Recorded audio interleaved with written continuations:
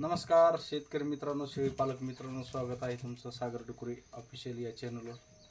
तर मित्रांनो, आजचा विषय असा आहे की आता या पिल्लांना आहे ना जंत झालेली आहे। तर जंतामुळे काय होतं, काहींना संडास लागते, काहींना केस जाते।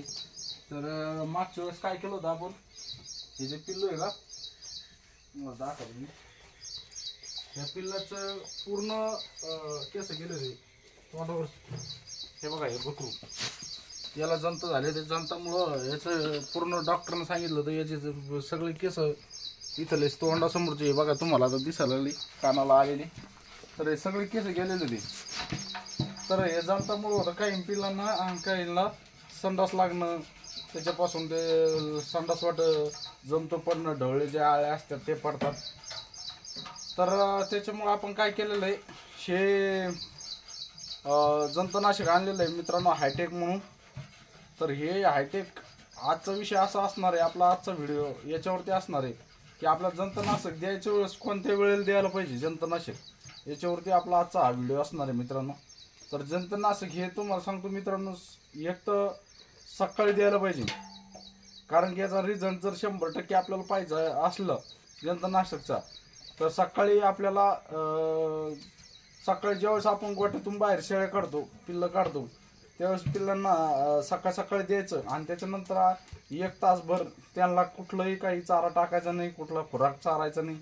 कारण काय होतं मित्रांनो, जे जेवण असतात शरीरामधले सकाळी उपाशी पोट झालेलं असतं, पोटामध्ये काही नसतं पिल्लांच्या, आणि त्यावेळेस जर आपण हे जंतनाशक जर पिल्लांना पाजलं तर त्याच्यापासून काय होतं मित्रांनो, जे आतले जंतू एक समजा ते जे जंत झालेले असतात ते पूर्ण मरून जातात, कारण त्यांना खाण्यासाठी काहीच खाद्य नसतं पोटामध्ये।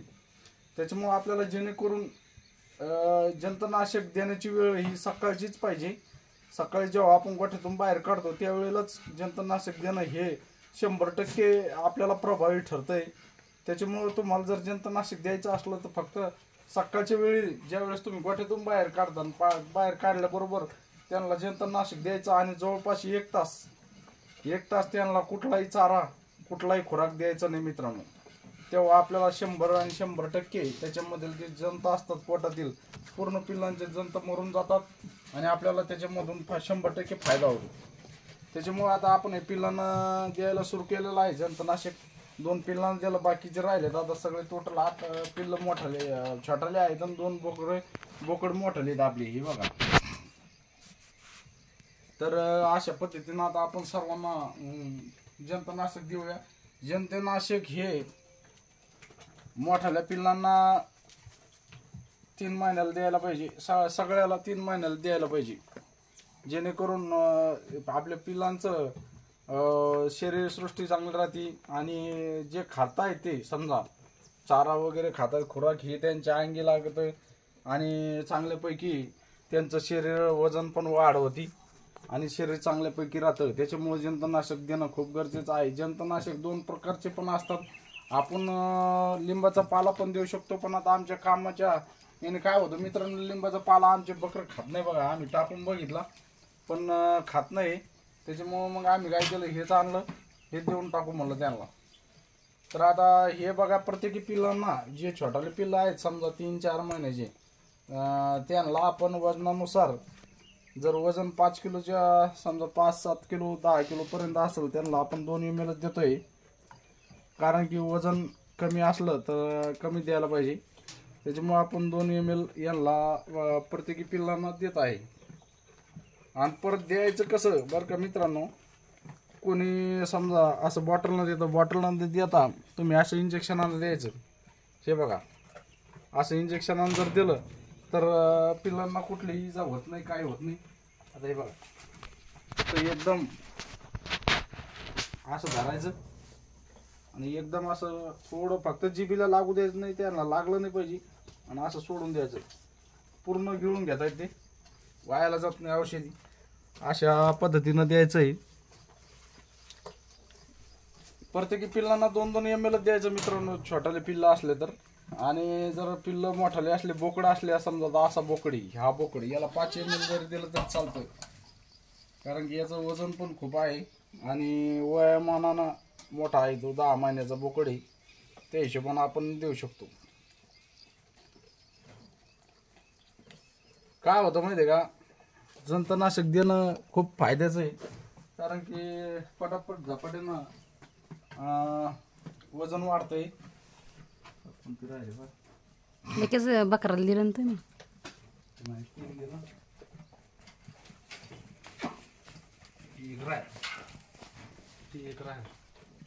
बोकड राहिलं.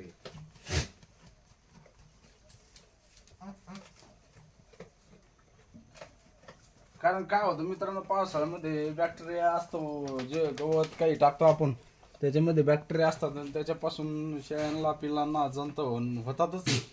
या दिवसामध्ये नाही, कधी पण होत आहे. कारण बाहेर गेल्याच्या नंतर काही किडे फिडे असतात याच्यावरती, गवतावरती छोटे बारीक विषाणू असतात, ते खाण्यात जातात. त्याच्यापासून मग त्यांना ते हे होत आहे, जंत होतात. अशा पद्धतीनं सर्वांना आपण हे जंतनाशक देऊया. हे 2 राहिले मोठ्याला दिलं. असं 2 पायाच्या मध्ये धरायचं आणि असं द्यायचं, म्हणजे सोपं जातं.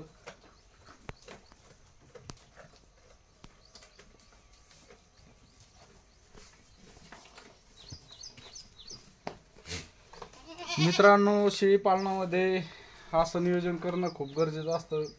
वेळोवेळी त्यांच्याकडे लक्ष ठेवणं. जसं हे होईल तसं गोचिडाचं जंताचं निर्मूलन करणं हे पण खूप गरजेचं असतं. इंजेक्शनानं खूप सोपं जातं बघा.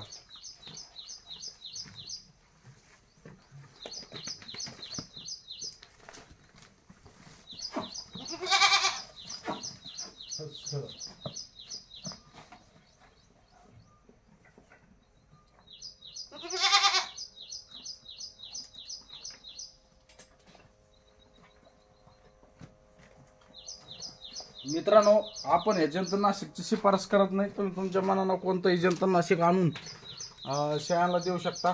पिल्लांना शेळ्या फक्त गाभण शेळ्यांना जमत नाही मित्रांनो.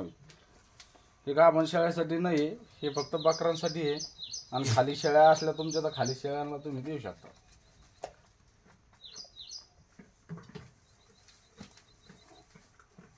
तर आता मोठ्या बोकडांना देऊ आपण 5 ml जवळपास.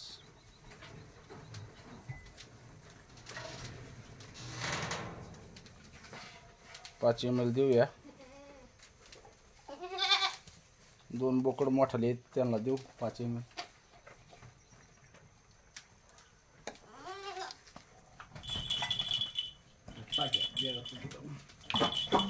हो.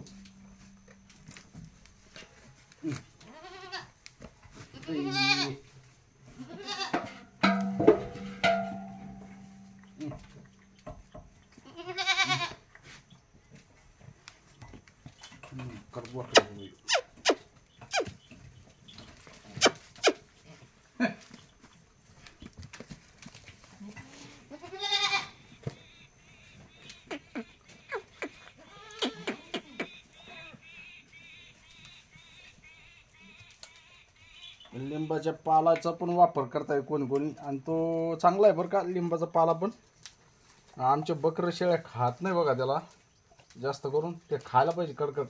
त्याला मिक्स पाहिजे मग लिंबाचा, आंब्याचं, त्याच्यानंतर चिंचाचा, असे 4-5 प्रकारचे असले ना मग खाते बघा.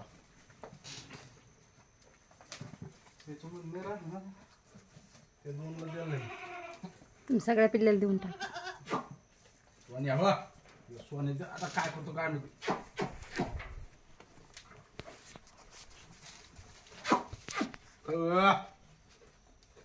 लई बोकडे बेकार.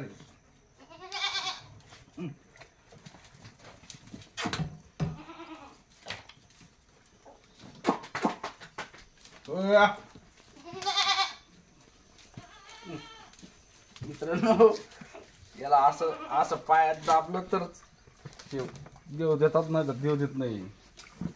जपड्या आमचा सॉरी नंबर 1चं बोकडे. फक्त काय झालं माहिती मित्रांनो, ह्या शिंगामुळं त्याचं थोडं हे झालं. कारण की आमच्या मुलानं सोहून याला इथं फटका दिला होता लहान होतं तेवढंच, त्याच्यामुळे ते शिंग मोडेल. तर अशा पद्धतीनं जंतुनाशक देऊ शकता मित्रांनो. जंतुनाशक देणं झालं आपलं आता पूर्ण. तर मित्रांनो व्हिडिओ कसा वाटला कमेंटमध्ये नक्की सांगा. अरे सर व्हिडिओ आवडल्यास व्हिडिओला लाईक करा, नवीन असेल तर चॅनल सबस्क्राईब करा. भेटू अशाच नवीन व्हिडिओमध्ये. जय जवान, जय किसान, जय हिंद, जय महाराष्ट्र. बस